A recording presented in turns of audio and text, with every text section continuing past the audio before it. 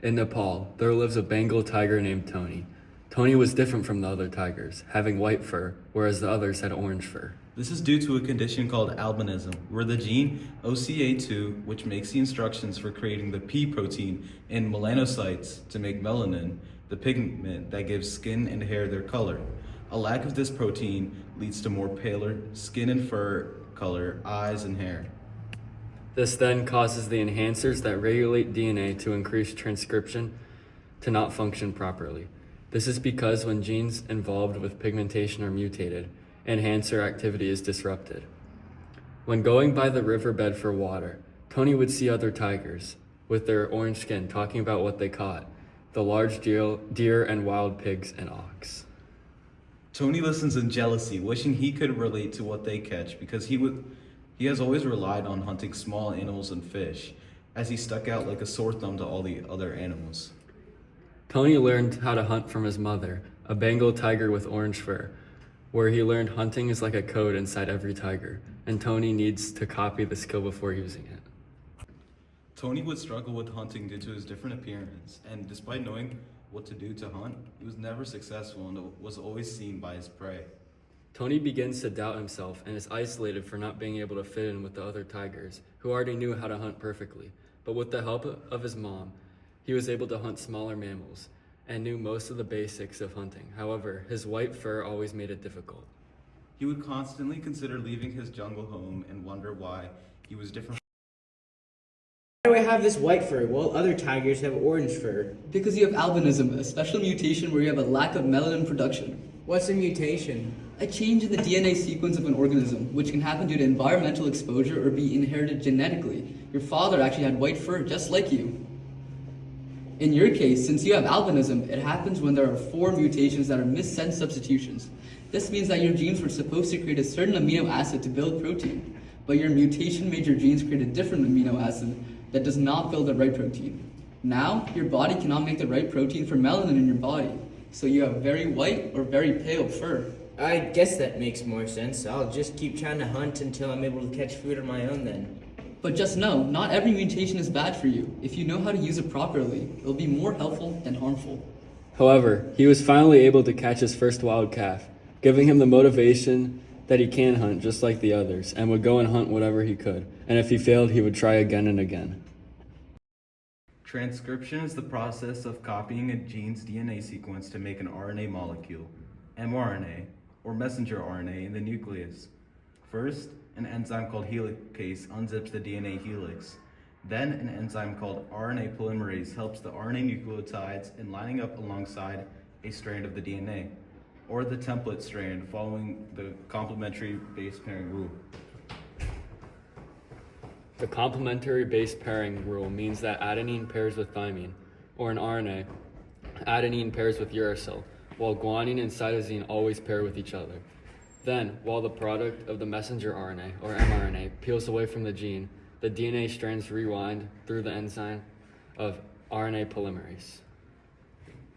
In the case of Tony the tiger with albinism, certain regions of his DNA that control genes involved in melanin production, such as OCA2, are known as enhancers. These non-coding DNA sequences can cause albinism due to mutations in enhancers that lead to genes for melanin production not being properly regulated and expressed.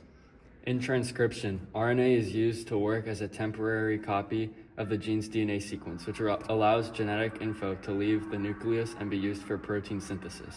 Translation occurs when a ribosome attaches to the mRNA and translates its message into a specific polypeptide with the help of tRNA. In translation, there are 3 types of RNA which play a part in creating the amino acids: ribosomal RNA, messenger RNA, and transfer RNA. Ribosomal RNA, or rRNA, in translation holds transfer and messenger RNA together. tRNA carries a specific amino acid and helps decode mRNA sequences into its corresponding amino acid according to the codon wheel. While mRNA's role in translation is to be the template that carries genetic information from DNA to the ribosome. Codons in the process of translation specify amino acids for when they pass through tRNA. while anticodons pair with codon sequences on mRNA through complementary base pairing to make sure that the right amino acid is added to the polypeptide chain. The amino acids that are created by translation are meant to be the building blocks for proteins. These proteins are made when multiple amino acids are linked together by peptide bonds, which are strong covalent bonds that connect amino acids together and make a chain, which is a protein. This chain starts with codons that translate into the amino acid methionine and ends with codons that translate into stop codons that end the sequence. After learning about how to hunt, Tony copied the skill and used it in simpler ways so he can quickly use his knowledge in other places. Because having to understand everything about hunting at once is harder to remember, and he might accidentally hunt wrong or use the wrong technique. Then, with the help of other tigers, they translated his skills into more useful ways to hunt.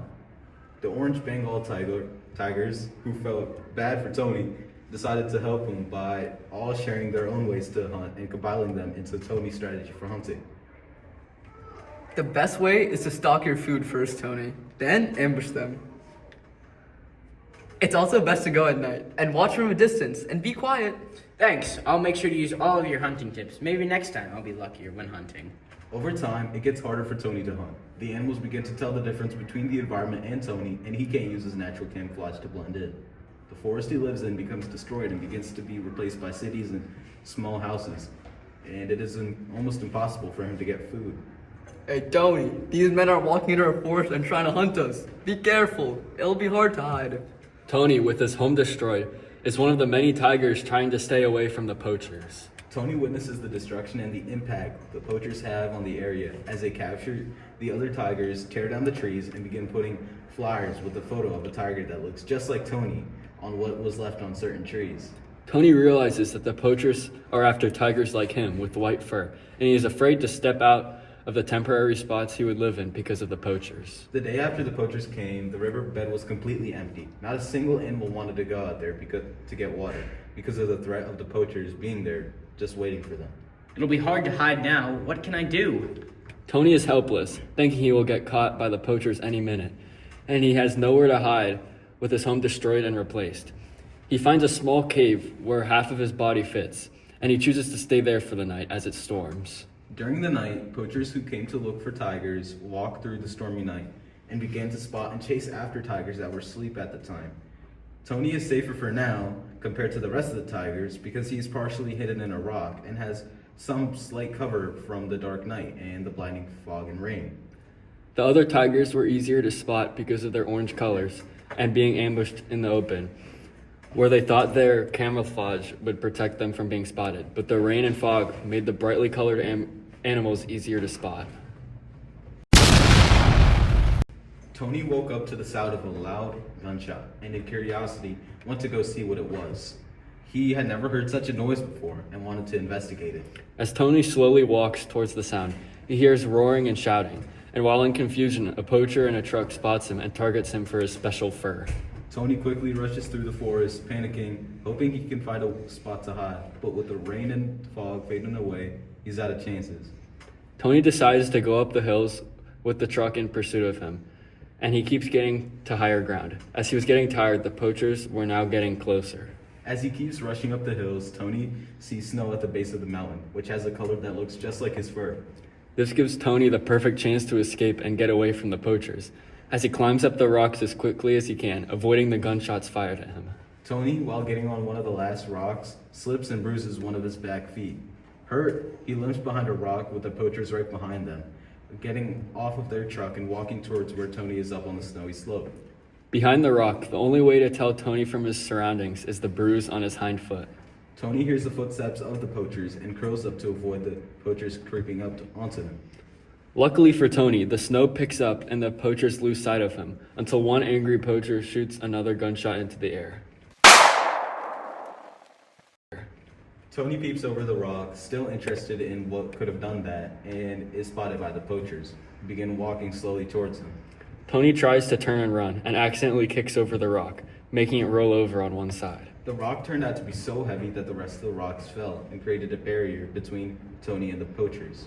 Rocks would keep falling and falling until the weight of the large rocks at the edge of the cliff became heavier than the ledge and the cliff begins to rumble.